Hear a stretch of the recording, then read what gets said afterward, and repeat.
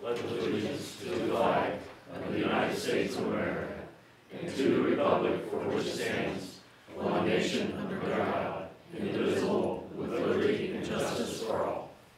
We remain standing. As a legislative authority in Asheville, we impact the lives of families, businesses, and schools. With such a weighty responsibility, we believe it is wholly appropriate to petition for help from a higher authority in the discussion, reflection, and dispensing of our duties as council members. Moment of silence, please.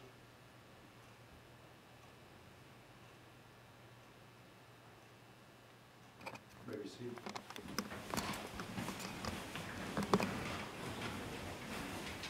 Roll call. Roger? Present. Randy? Present. Dave? Yep. Matt's excused. Gordon? Present.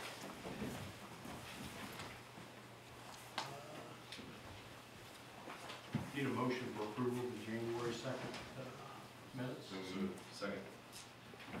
All in favor? Who made the motion? I'm Opposed? sorry. And then a motion for the January 8th public hearing minutes. Motion. Second. All in favor? Opposed?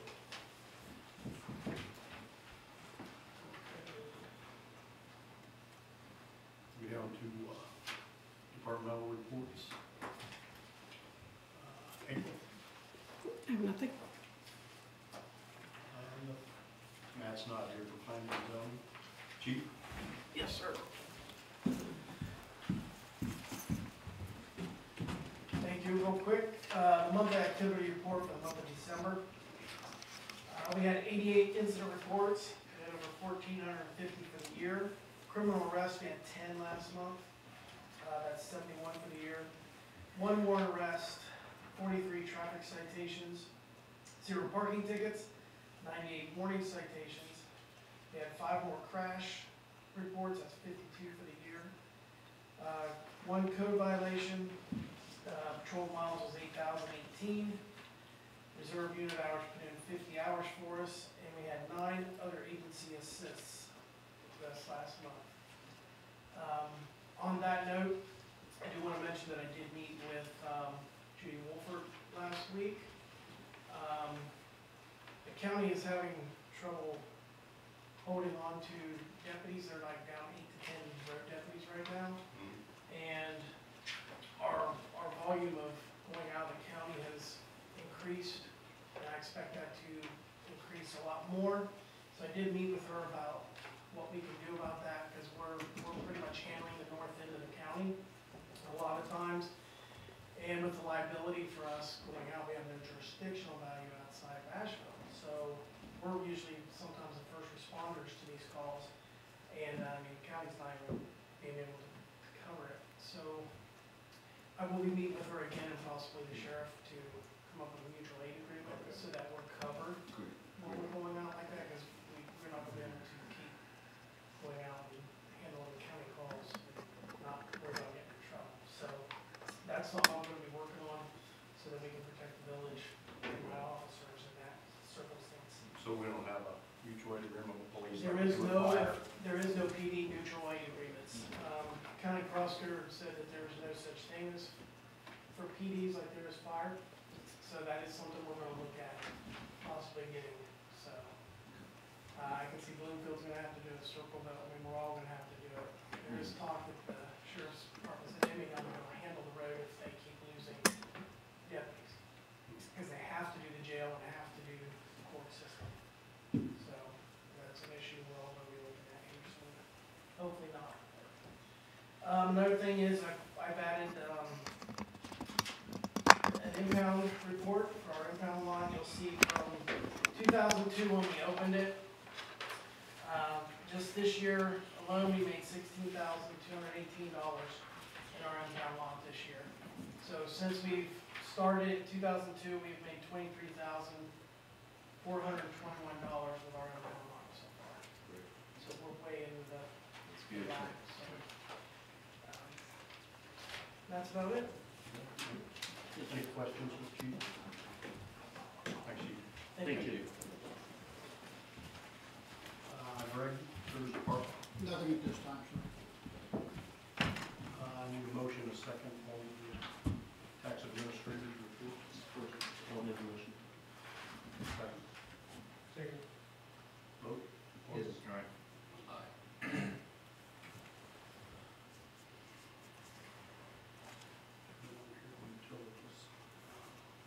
planning and zoning report. Oh, okay. We had one 'cause Matt wasn't here.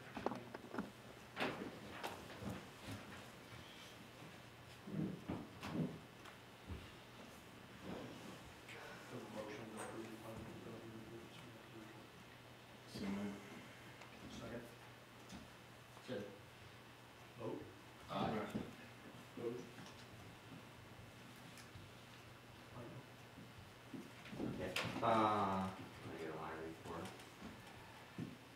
Okay, this is, the second, council report for, January, and Park District has approved tentatively their board today, $10,000 for the playground that we had submitted, so I'll be moving it forward with that if there's no problem with that.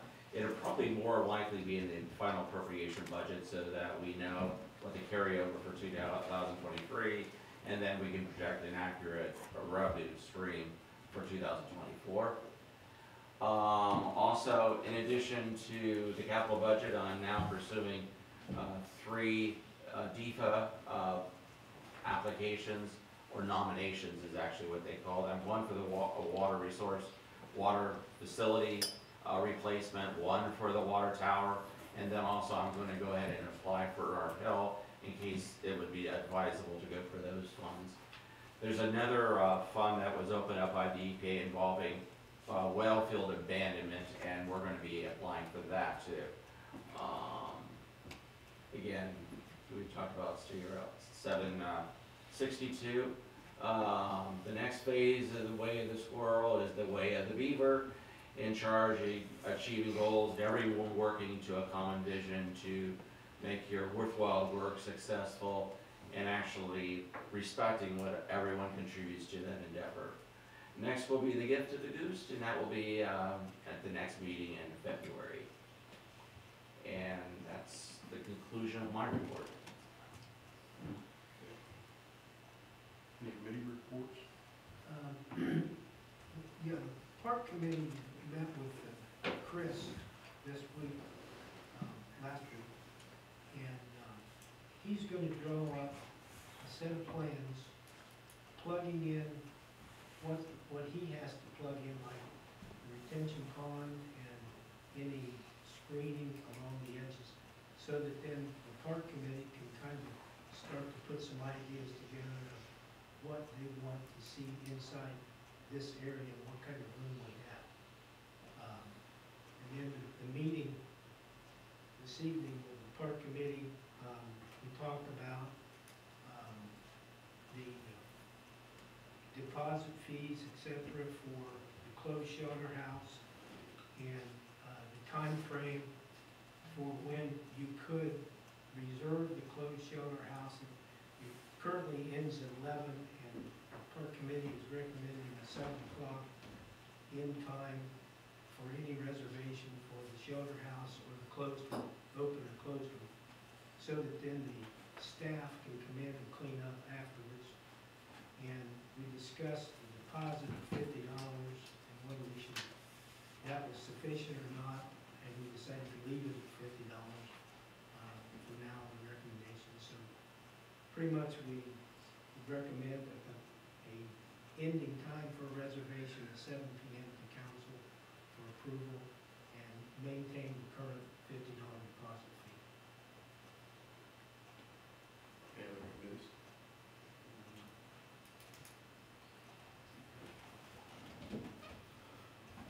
We have four pieces of legislation for tonight. First one will be the second reading on ordinance 2024-01. Motion for the second reading. So moved. Second. Second. Vote. Aye. Okay, this is ordinance 2024-01, an ordinance to amend the disturbing of the peace section, including ordinance 2012-08, chapter 509, and declaring an emergency. Move to accept second reading. Second. Yes. Vote. Yes. Yes. Vote. Passes for second reading. Okay, we have ordinance 2024-02 for first reading. Motion for first reading. So moved. Second. Vote. Yes. Ordinance 2024-02, an ordinance to accept the George Hardbarger and Samantha Hardbarger, hereinafter referred to as landowner, and Bruce A. Moore, Gordon, and Reese Scully. Mess this up. Sorry, hereinafter the agent, application for annexation by the landowner and agent, ETL, all for annexation of certain territory containing 2.432 plus or minus acres in Harrison Township, County of Pickaway, State of Ohio, to the Village of Ashville, and declaring an emergency. Motion to approve. Second. Vote. Yes. Opposed? And then we have ordinance 2024-03. Motion for first reading. So moved. Second. Vote. Yes. Ordinance 2024-03, an ordinance to amend chapter 522.04, tree advisory to board and declaring an emergency.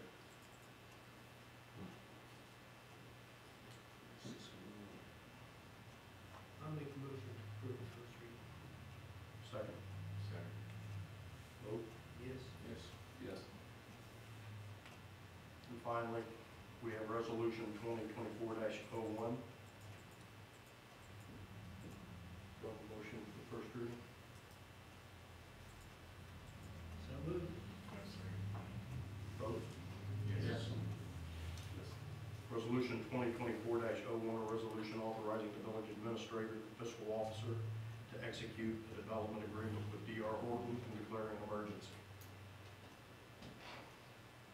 Motion to approve. Second. Vote. Yes. Vote. Okay, that's it for legislation.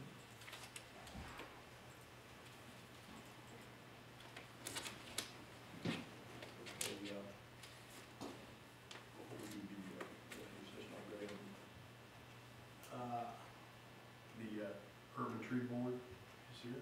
Do you want us to stand up and come over?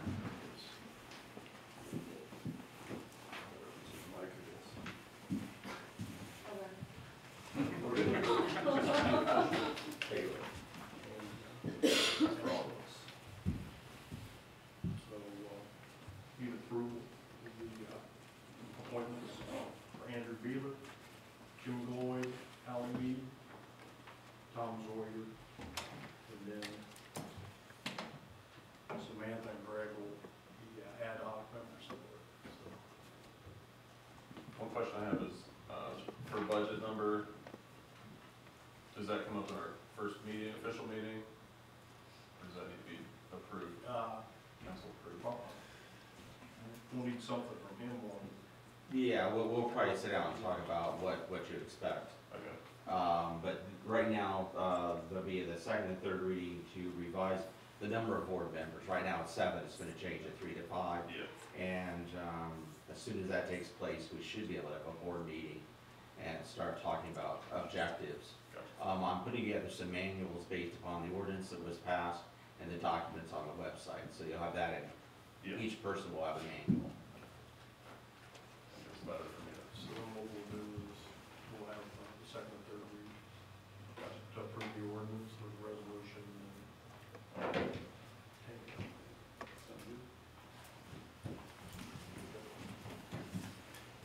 Now old business, selection of new council member. We go to executive session. Motion. Yeah, motion. Second. Vote. Yes. Yes. You're right back.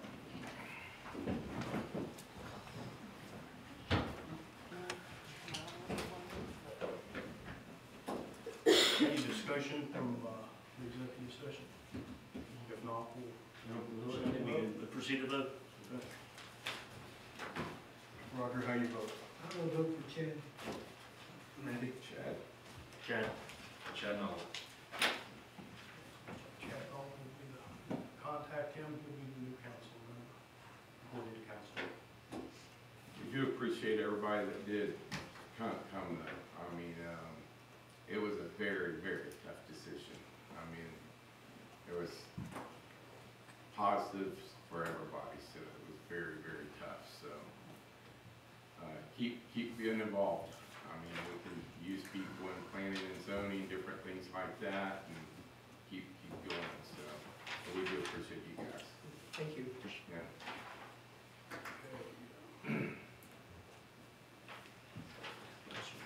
Comments from the audience real quick? For State Rep Patty Hamilton. Good evening.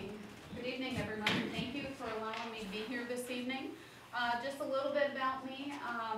I have been in Pickaway County since 2005. My husband actually was a graduate of Tays Valley. That's how we ended up here. Bottom line, I met him in the military and he did almost 30 years active duty while I did 30 years as an Army reservist. Went to Iraq and Afghanistan, served there, and with the work that I did there, I got a follow-on assignment and selected to work at the Office of the Provost Marshal General's office in the Pentagon. Really interesting place. Definitely when you think swamp, I was really thinking that was it. So to me, that affirmed it for me. I am a mother. I also was a school teacher in South Carolina and Georgia, and I really think that is truly important to be a part of that. I have been a Cub Scout leader. I've done many different things, a soccer coach and all of that for my children. So I have really enjoyed it, and my two youngest sons graduated from Logan Elm. They did not come over here to Tays Valley. Just a little bit about why I'm running. The reason why I'm running is because I feel that we need affordable, reliable, and sustainable energy, not industrial solar on fertile farmland. I truly believe that we need to come up with great solutions for that.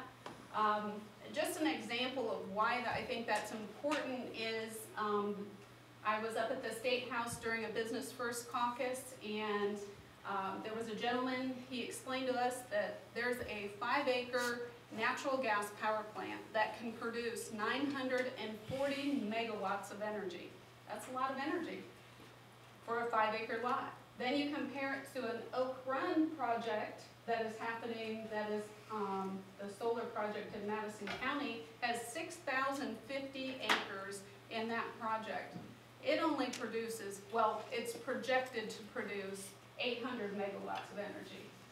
So you look at 800 megawatts of energy ruining 6,050 acres of fertile farmland, doesn't make sense to me.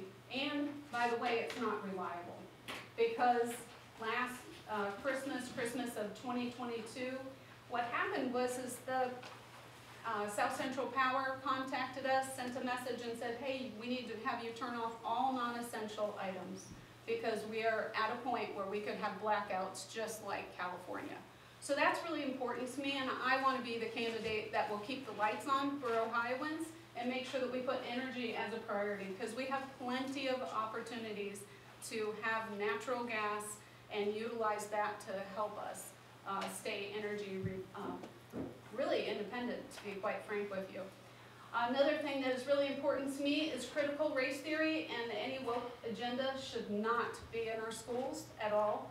I truly believe that House Bill 68 should have been signed by Governor DeWine. It should have never been gotten to the point where he vetoed it, and I'm really happy to hear that that is a really catchy commercial, I have to tell you.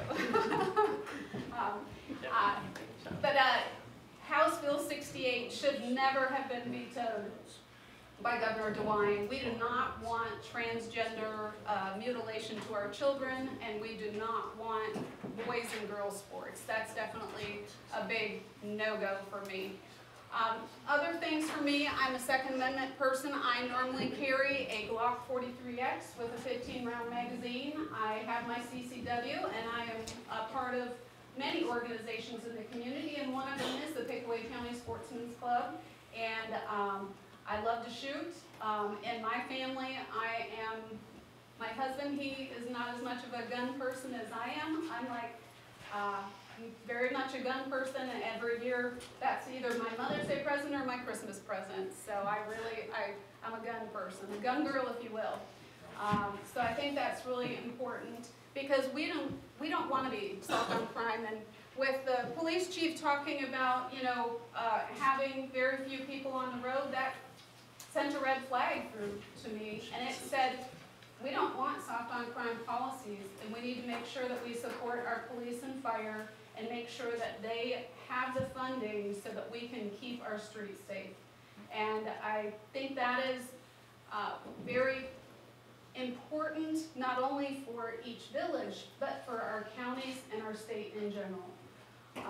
The other thing, just a little bit more about me. I retired after 30 years as a lieutenant colonel. I was a military policewoman, and like I said, I taught school, and I feel that our schools, they're doing good, and I feel like we need to stay that path, and we need to continue to hold them accountable and make sure that parental rights are extremely important. We cannot take those parental rights away from parents and give them to the school, because that is not something that we need. Another thing that I think is truly important is that when we look at the school curriculum, we've got to make sure that that curriculum meets the needs of our children. We cannot let them be behind. I know that Taze Valley is a very good school. Are you done? Sorry, Okay. it was 5 minutes. Oh, 5 minutes, I'm sorry, I It's a didn't. 5-minute thing. All right, well, thank you so much, and just remember, March 19th is our primary, and I humbly ask for your vote. Thank you so much for your time. Appreciate it.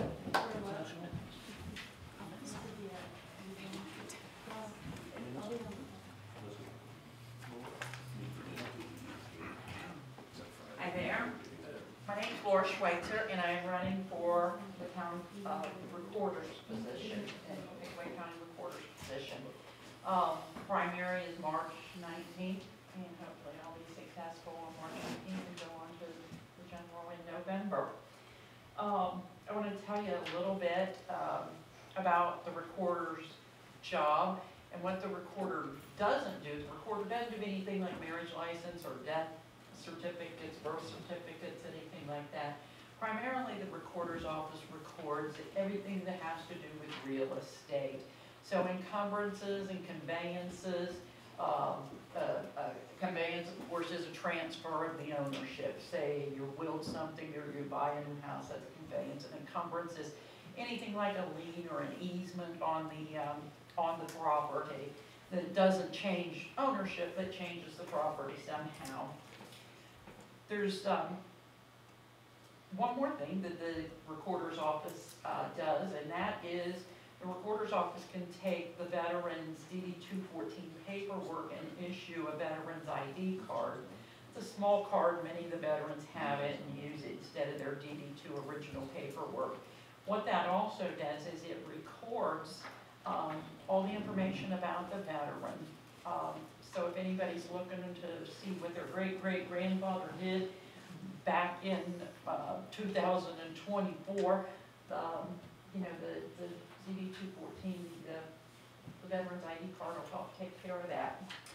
I will tell you, recently I attended a conference, and we learned that there's good news and bad news I learned that there was good news and bad news about the recorder's office, because I wanted to be more familiar with it. I didn't want to go into it completely blind. So I worked with the National Recorders Trade Association, did a 2-day conference recently on some of the pitfalls that can come to the recorder's office.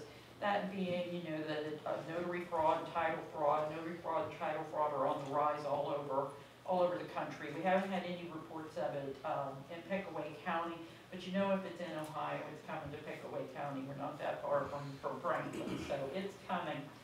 I'll tell you a little bit about myself. I've been in Pickaway County since 1996. My son graduated from Logan Elm. I have grandchildren in Logan Elm. I live in Circleville. I attend the Circleville school board meetings, occasionally the Logan Elm school board meetings.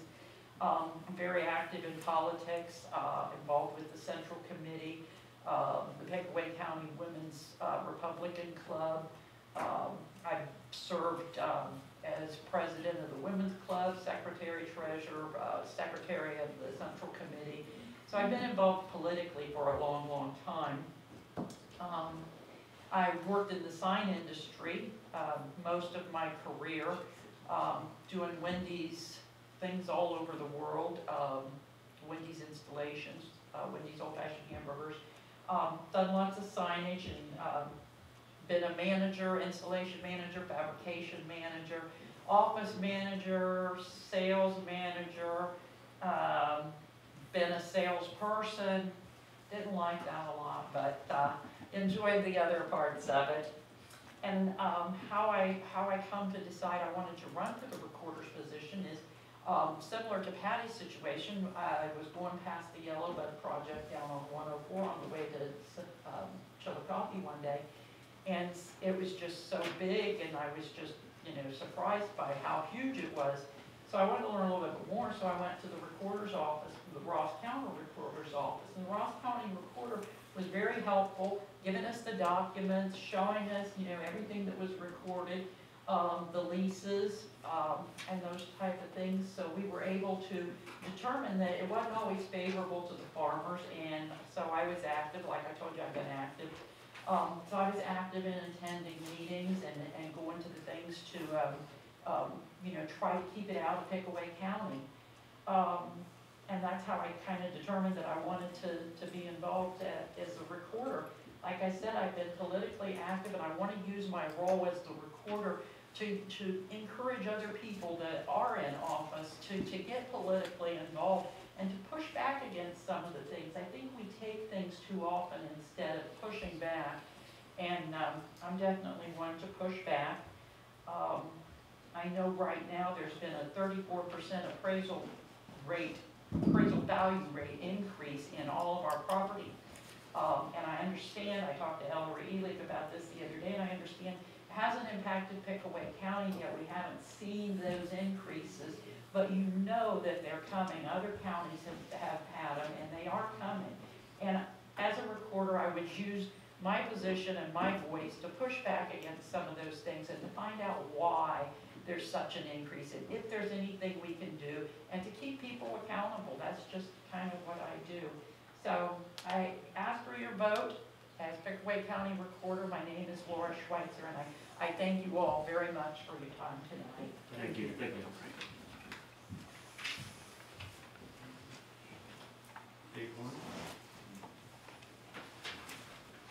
Good evening. My name is Dave Horning, and I come to you as a resident of Pickaway County. I'm not affiliated with any organization or company or government agency. I just come to share information with you today, specifically about what's going on with the Pickaway County Library situation. I know that there's a branch here in Ashville, so I think it's something that you should be aware of. There's been 3 incidences in Circleville of a book that's been very questionable to the parents involved. The one book that's gotten the most publicity is this book called Making a Baby. And in it's an illustration, it's not photographs, it's an illustration, and one of these illustrations is 2 naked men showering with a 4-year-old naked boy. And it's quite disturbing, I think, and the authors say this book is for ages 5 to 8 years old. And so in the Circleville Library, they have one section for children, age 0 to 12 years old, and everything in that section is called children. And the director of the library, and then some of the people who were on the board, took a very firm stance that this book was totally appropriate, and they just want us to keep it there. And why can't they move it? Well, the answer is they don't want to move it. This is what they are pushing, a woke agenda. And so this is what is happening in the Circleville Library. Now, when the bookmobile goes around to various elementary schools, it's a random selection from a section of the library, what books they take and put on the bookmobile. One of the books got put on there called Wait, What? And the principal, it's called like the best graphic novel about LGBT stuff for ages 14 years old, up to 14 years old. So this book was sent out on the bookmobile. The principal of one of our elementary schools said, don't ever bring that book back again. Because the library can't do it. The library policies, anything in this children's section can be go on the bookmobile. There are organizations that are canceling the bookmobile visits to their organization and saying, well, you just don't want that if you're not going to police it. The library board is using the excuse that they have a policy that, the policy is based on what the American Library Association says, which is any book in the library, any movie in the library has to be accessible to anybody regardless of age. You're not allowed to discriminate against age for anything. So there's a movie, 9.5 Weeks, your 5-year-old child needs to have access to that movie and can rent it out. So this is the policy of the American Library Association. They let you speak at their boards, but they will not talk back, so I could not find out if they are a member of the American Library Association or not. But I've heard that one of Michelle Callahan said that they're not a dues-paying member, but I think they have just adopted this as one of their policies also. And so they have the authority to not adopt this policy, to change the policy. And there are like, the American Library Association has lost 14% of its membership. 5 states, Texas, Wyoming, Florida, have banned the American Library Association from their states. So I would encourage you to look into this matter. I think the Pickaway County Library needs to take an active step and ban any association with the American Library Association.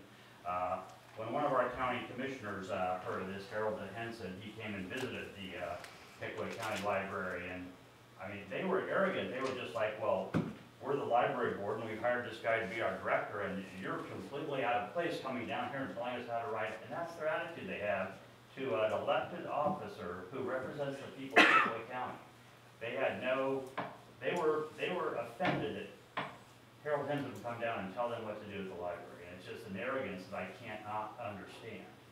So I just wanted to call this to your attention, what's going on, and I think you should be aware of what's going on. And let's have them disassociate from the American Library Association and end this policy that any child of any age can have access to anything in the library. It's just not approved. Thank you very much. Thank you. Thank you. Okay, we're a couple things. Did you get a chance to meet with Chris on some infrastructure projects for parks, water, wastewater, streets? Roger was at the place. And met with Ryan and Nate Franklin and that on the NCA, and there'll be some stuff coming at us here for too long on the NCA. And I too want to thank everybody that applied, and congratulations to the one that was appointed to the seat. And we'll continue working on the water and wastewater, and we're going to be looking at the statement qualifications for wastewater for too long after some comments EPA made. We're going to need to raise it and we're going to design water too, so it's coming. That's all I've got. I do have a presentation. Yes. Was it on the agenda, Franklin? I didn't see it, but there is one. It just says presentation 10 minutes, but I don't see anything. Go ahead. Whether. You can, yeah, just be careful going around.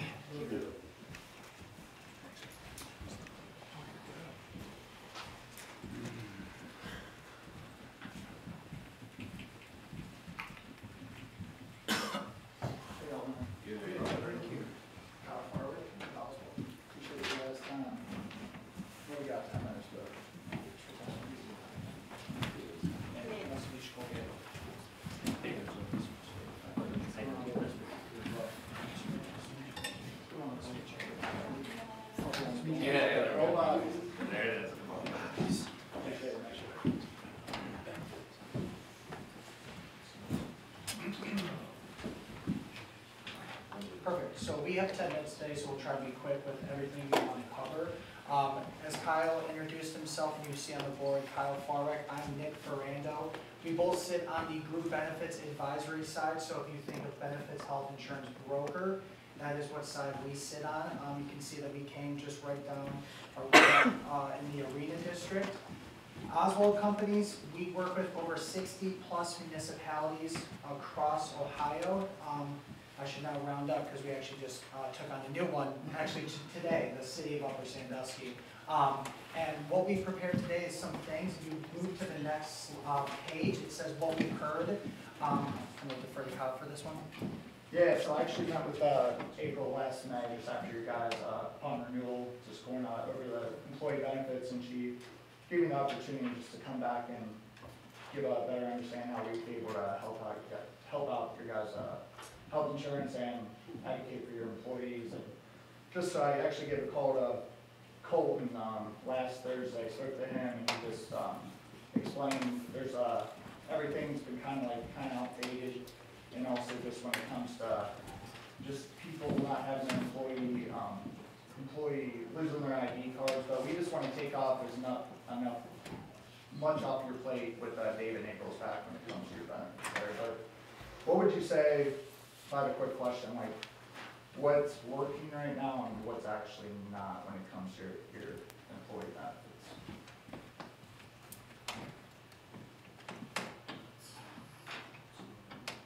Well, just as a new employee, getting to know better, my policy, I think, it was a quick study, but there was more to learn. I don't know if I'm the only one, but weird situation, extremely part-time employee. Thank you for sharing that. So moving on to you can see the third slide just kind of details you guys all. The fourth slide gives you just a better understanding of exactly who Oswald is. I'd like to say as well that you currently do work with a broker that we learned today. We are cost neutral, so anything that we talk about today, we do not cost more. Brokers get paid simply through the carriers, so carrier commissions. We are a cost neutral investment. So all these additive services are simply just how we do business with the 60 municipalities that we work with throughout the state. If you go to, and then kind of just diving into it as well, you can kind of see the fifth slide, just details some of the municipalities that we work with around Ohio, so we kind of just put their logos on there.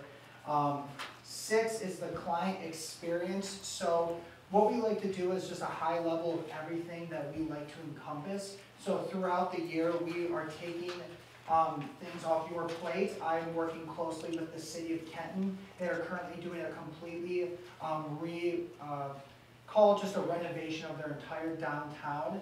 Their HR director is very overwhelmed trying to make sure and manage that. The city auditor, safety service director as well. So what do? We take everything off their plate as it pertains to this so they can focus their attention on improving their city. So we simply, if you move to slide 7, we are simply a client support team, but we are an extension of your team. So consider us, we are a health insurance benefits broker. In some ways, we could even be an extension of your HR team, right? We can serve in that capacity, giving Kyle as the strategic advisor, there being a client manager, and then a client service administrator, which would be that direct contact for employees. So if I'm an employee of the village, I have a question about an EOB, I have a question, Anthem just sent me a bill and it's outrageous, I've never seen it before. I have a person at Oswald I can go to that will be that liaison between the village and Anthem. So I'm not sitting there on a 1-800 number, because who in the world likes to do that, right?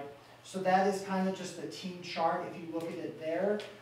Moving on to 8, so that kind of just details that employee advocacy experience as well, just making sure we are an extension of all of your employees. They have questions, they have concerns. We want to also make sure open enrollment, we can actually be here in person, sitting down, helping employees enroll. One of the big things is a lot of municipalities we're talking to had a PPO plan, they're moving to a high deductible HSA plan. They need education around it. We can be sitting in here educating one-on-one sessions with employees and spouses, because sometimes spouses are the decision maker when it comes to benefits. We want to make sure we're educating them and telling them, hey, this is what it looks like, this is how this is going to affect you in many different ways. You can also see transparency tools as a big one as well, making sure you're getting the highest quality care. We are an employee-owned brokerage, so the 9th page just simply talks about the preferred risk pool we built. We also run Anthem's preferred risk pool as well. What does all that mean? It's kind of a bunch of high buzzwords, right? What it means is with our 60 municipality clients that we have across the state, they told us they wanted this. We built this for them. I think the biggest thing is it's a program that's publicly procured, so all of the bidding is done. So you guys won't have to worry about bidding out a single vendor. It is all done and compliant under the state of Ohio laws. So we do it all for you. And you can also kind of see all the other features to it as well. For the 10th slide, So we're employee owned, so we're the only broker partnered with, the Grail partnership. So what this is, if you're 50 or older, you're able to take this one blood drawn test, what actually detects over 50 plus cancers, where the way you think it is, we're saving lives at stage 2 rather than stage 4. So we're just investing in ourselves and our current clients to make sure they have access to these resources. And it's important to include that because once again, that was something that our 60 municipality clients, 60 plus said, hey, you know, what are you guys doing? Cancer's our highest claim driver. What are you guys doing to help? You know, this is just a proactive approach that we are taking to it. 11's another huge one is Medicare education. We have a Medicare team that would be able to meet with employees to educate them because if you start to really dive into Medicare, it's better network and it's cheaper. So it's really educating, you know, exactly what that looks like. What's the benefit of that? Why as an employer, why as the village, why would I want employees moving off of my plan and moving to Medicare? If you look at this, this is simply just a case study explaining what that does. Individuals over the age of 65 drive 3 times as much claims as individuals under the age of 65.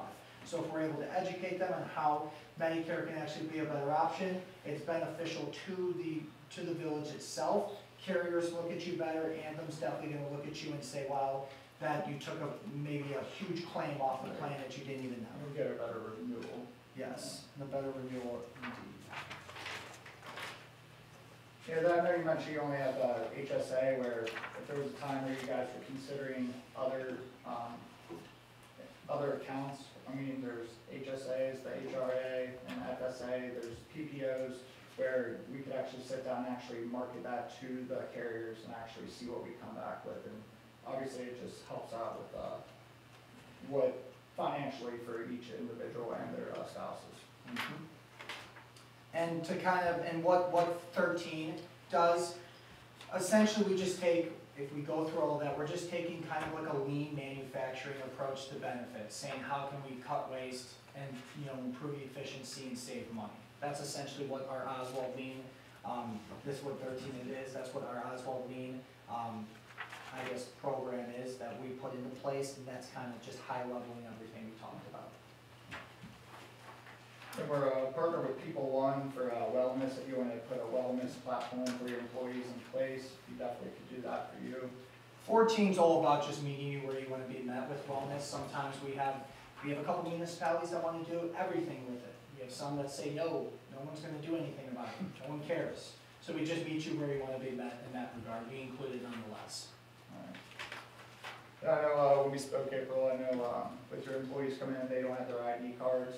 Well, with Anthem itself, they do have it's called the Sydney app, where you're actually able to create a login for a username and password where you can actually have your medical card on file in hand on your phone.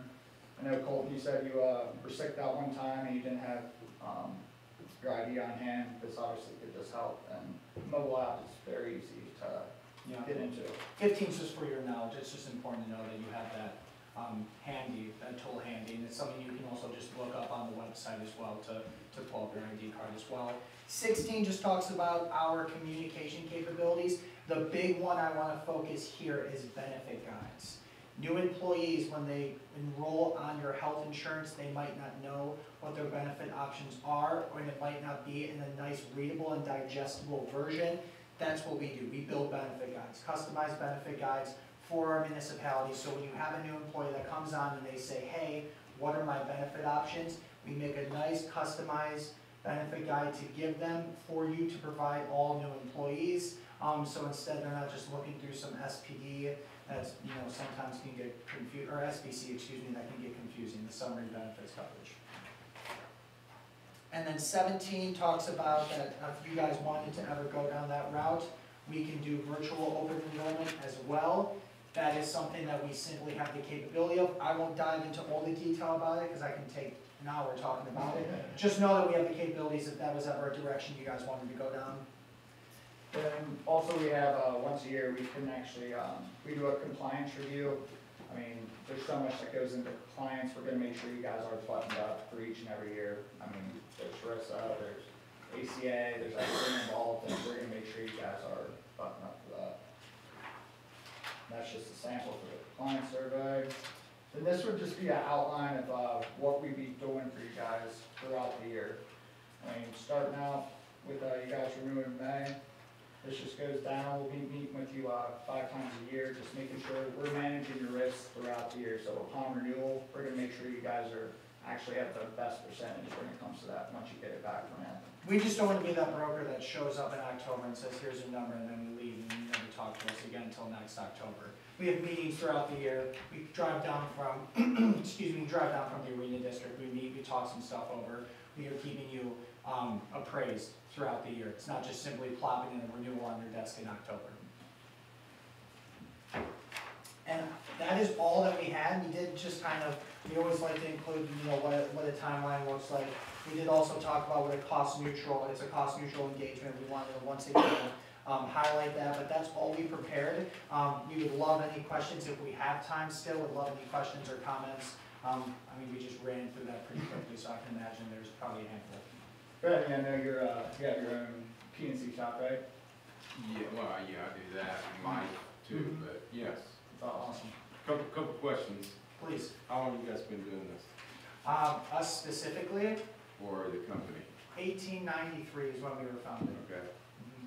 And so basically what I'm seeing here, if we decided to go with you, with your company, they do an agent of record to the other broker to let you take over what we currently have, correct? Yep, cost neutral, yeah. Yeah. And you guys have Form Fire, I'm guessing? Yes. Yes, Form Fire, and there's just a link where that transfers over, then from there, I'd sit down with April, David, everyone who's involved in on this, where I'd introduce you to the client manager. We'd come down here and we'd actually get you guys ready for this renewal, and exactly what you guys want to put in place. So that's essentially what it is, it's just agent of record. Yeah, right. So, Any other questions?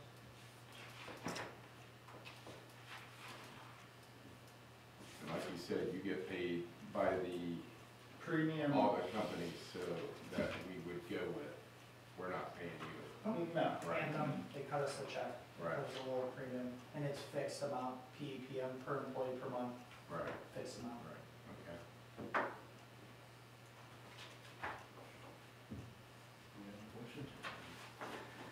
Fantastic. Well, thank you so much. We really appreciate the time.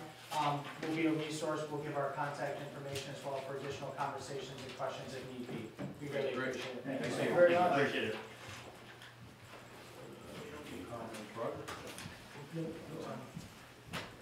Yeah. Move adjourned. Second. Yes. Who made the motion? Andy and Cole.